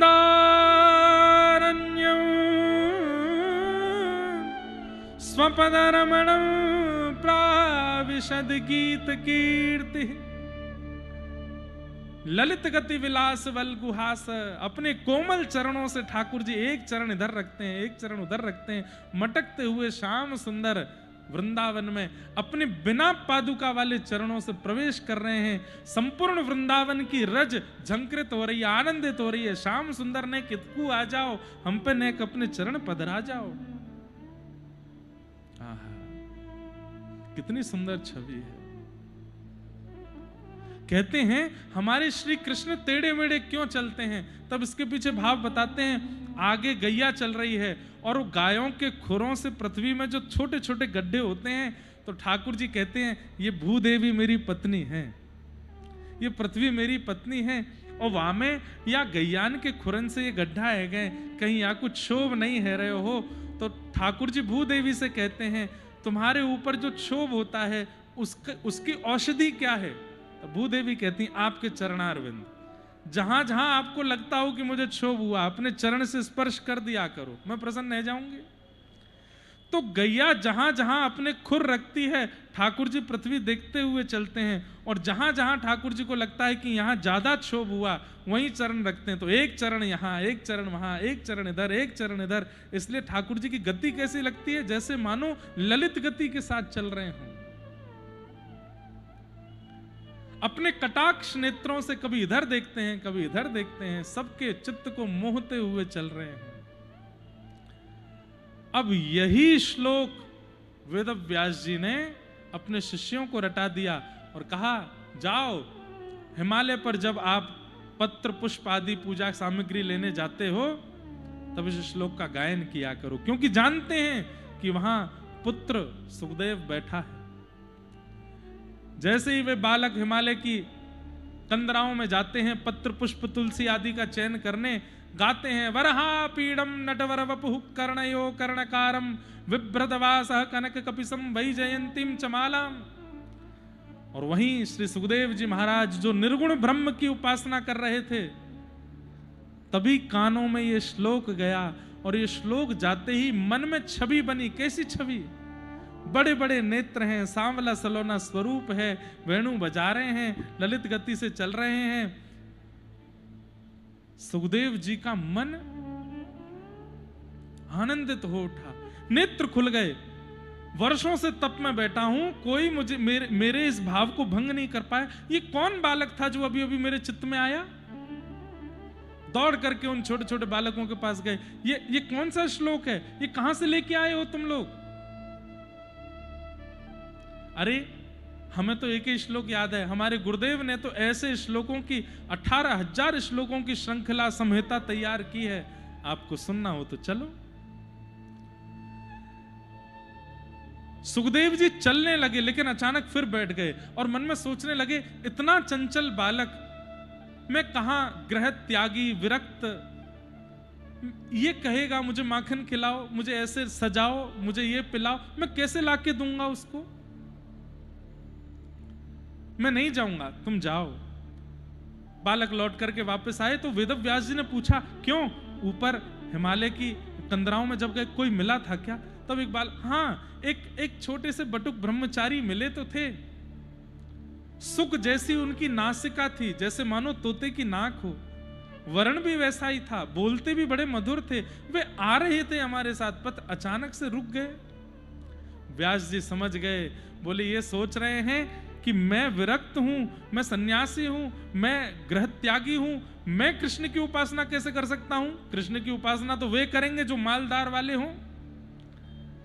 लेकिन भैया उनको समझाना पड़ेगा, कृष्ण तो सबके हैं। तब दूसरा श्लोक याद कराया बालकों को, बोले अब कल से जब जाओ तो ये श्लोक गाना। कौन सा? अहो बकीयम स्तन कालकूटम जिघांक्षया पायदप्य साध्वी लेभे गतिम धातृचितां ततोन्यम कंबा दयालुम शरणं व्रजेम। अहो बकी यानी कि बकासुर की बहन पूतना अपने पयोधर पर विष लगा करके गई थी मारने के लिए। अरे कोई मारने के लिए आता है तो हम बदले में उससे लड़ाई करते हैं, उसको सुनाते हैं, पर कोई मारने के लिए आया और हमने अपनी मैया की गद्दी पर उसको बैठा दी। जहां हमारी मां बैठती वहां उसको बैठा के उसको पूज रहे हैं। ऐसा कोई कर सकता है क्या? कोई नहीं कर सकता। लेकिन कंबा दयालुम शरणम ब्रजेम, श्री कृष्ण ने ऐसा किया। मारने के लिए आई पूतना, और उस पूतना को वह गति प्रदान करी वैकुंठ में जो गति मैया यशोदा को प्राप्त होनी चाहिए। जब ये श्लोक सुखदेव जी के कान में पड़ा और बोले, अरे इतने दयालु हैं। अरे जो राक्षसी को मारने वाली को ऐसी सदगति दे सकते हैं, तो मेरी विरक्ति, मेरा सन्यास, मेरा गृह त्याग वो क्यों देखेंगे, मुझे भी स्वीकार करेंगे। और बस इस श्लोक को सुन के दौड़े दौड़े चले आए और आकर के जब देखा कि इन बालकों के गुरु कोई और नहीं, मेरे ही पिता श्री वेदव्यास हैं, चरणों में गिर गए। बोले पिताजी ये कौन है बालक, इतना सुंदर रूप, इतना सुंदर स्वरूप, इतने सुंदर वर्ण, ऐसे केश, ऐसी मुस्कान, मुझे इनके बारे में जानना है, कृपा कर बताइए। तो वेदव्यास जी महाराज ने श्री सुखदेव जी को भागवत जी का अध्ययन कराया और श्री शुकाचार्य जी महाराज ने वही भागवत की कथा गंगा किनारे बैठे हुए प्यासे को पिलाई। अब एक बड़ी बात है, गंगा किनारा प्यासा कैसे रह सकता है? वो पानी का प्यासा नहीं है, वो जलाशय का प्यासा नहीं है, वो ज्ञान का प्यासा है, भक्ति का प्यासा है, भाव और प्रेम का प्यासा है। सुखदेव जी ने उस प्यासे को पानी पिलाया, भागवत जी का रस पिलाया। और वो प्यासा कौन? परीक्षित, जिन्हें 7 दिन में मरने का श्राप लगा। अब वे परीक्षित कौन हैं, यहां पर प्रश्न किया गया। लेकिन श्री सुखदेव जी महाराज बोले परीक्षित कौन है ये तो हम कल बताएंगे, आज तो शुकाचार्य जी के आगमन तक का ही भाव रखते हैं। सब संत जन पधारे हैं हमारे बीच में, सबके भाव, सबकी कृपा प्रसाद हम सब लोग श्रवण करेंगे। उससे पहले 2 क्षण के लिए ठाकुर जी को याद करते हुए बस प्रणाम कर लो ठाकुर जी को। उसके बाद फिर सब संतों का आशीष सुनेंगे। और आशीष सुने बिना कोई नहीं जाएगा, जो गयो वाकू अपने बगल वाले की सौगंध है, कोई नहीं जाएगा। हम बैठे हैं तब तक, संत बैठे हैं तब तक कोई नहीं उठेगा, सब बैठे रहो।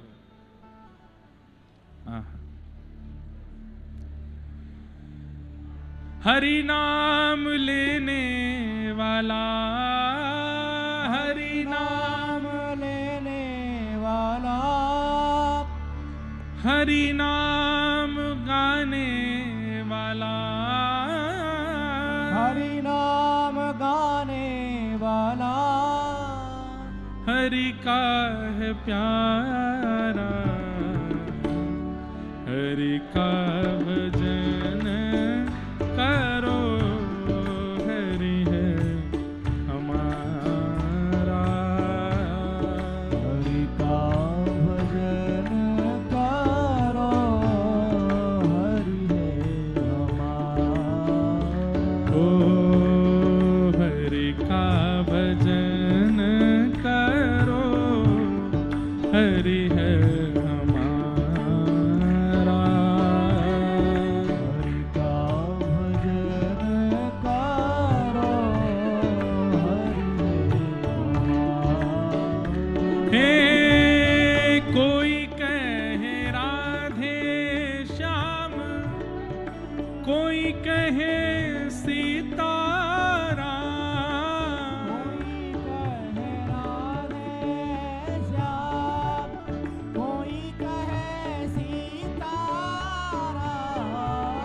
कोई कहे राधे श्याम, कोई कहे सीताराम,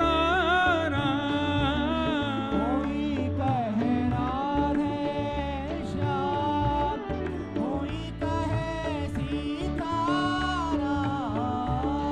कोई गिरधर गोपाल, कोई राधा माधव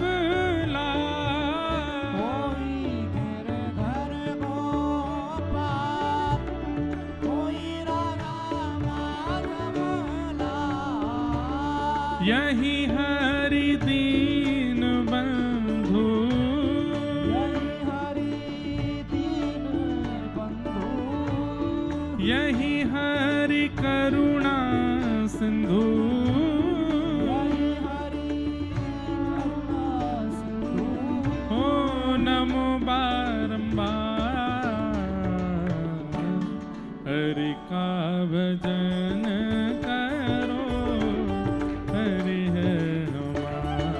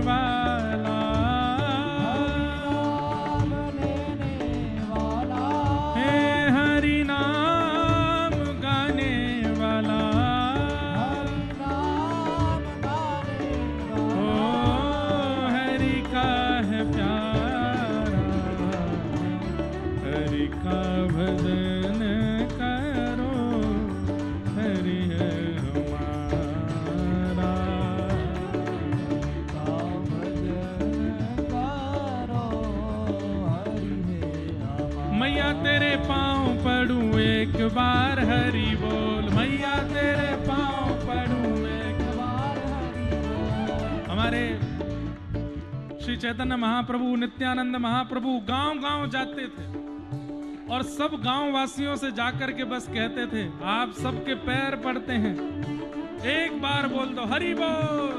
हरि बोल। ऐसे नहीं, भुजा उठा करके बोलो हरि बोल। और जो नहीं बोल रहा हो उसके आगे हाथ जोड़कर बोलो, मैया तेरे पाँव पड़ूं एक बार हरि बोल, मैया तेरे पाँव पड़ूं एक बार हरि बोल। हे भैया तेरे पाँव पड़ूं एक बार हरि बोल, मैया तेरे पाँव पड़ूं एक बार हरि बोल। हरि बोल, हरि बोल, हरि बोल। हे हरि बोल, हरि बोल, हरि बोल।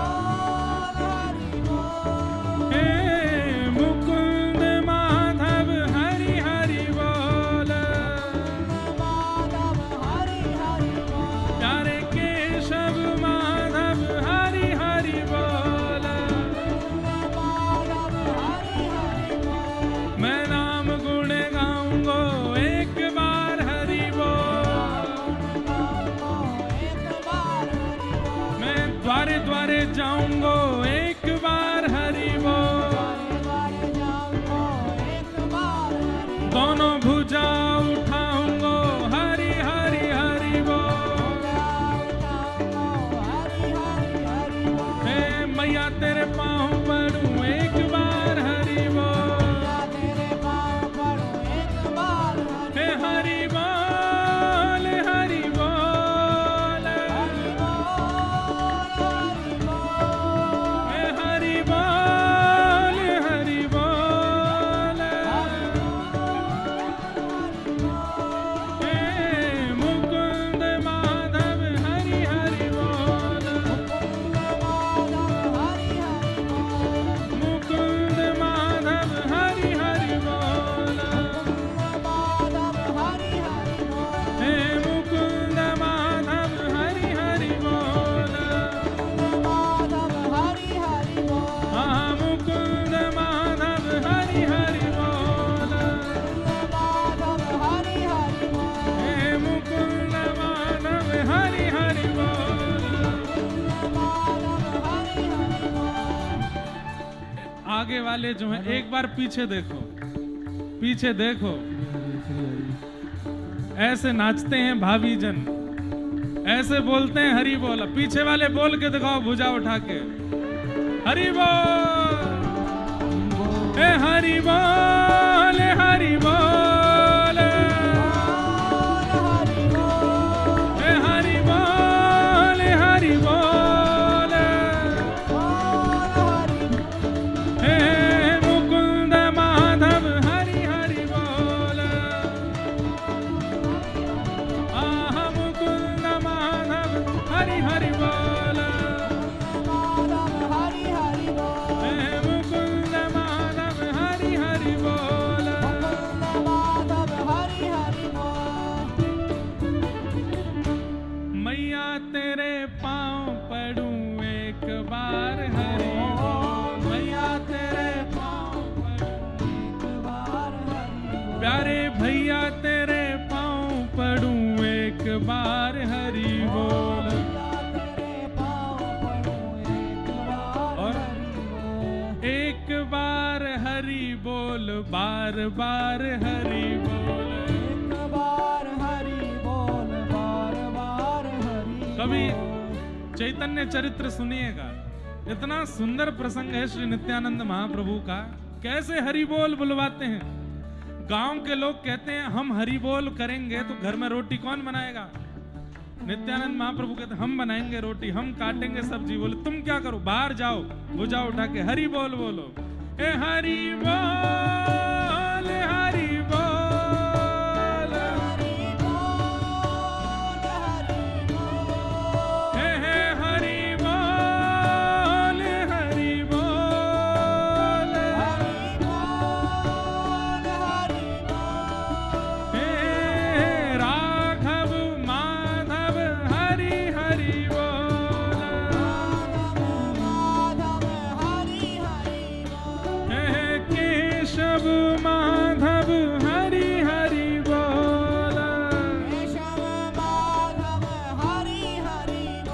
मैं नाम गुण गाऊंगा हरि हरि हरि बोल। नाम गुण गाऊंगा हरि हरि हरि बोल। हे प्रेम दाता निताई बोले हरि हरि हरि बोल।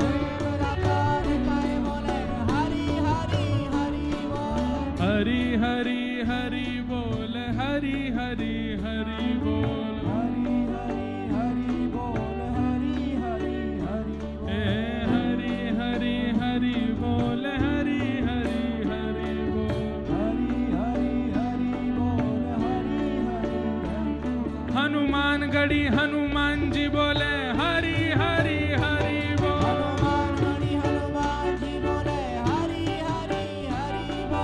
भरत और लखन जी बोले हरि हरि हरि बोल। शत्रुघ्न जी प्रेम से बोले हरि हरि हरि बोल। अयोध्या का कण कण बोले हरि हरि हरि बोल। सरजू जी की लहरें बोले हरि हरि हरि बोल। हम सब भी यहाँ प्रेम से बोले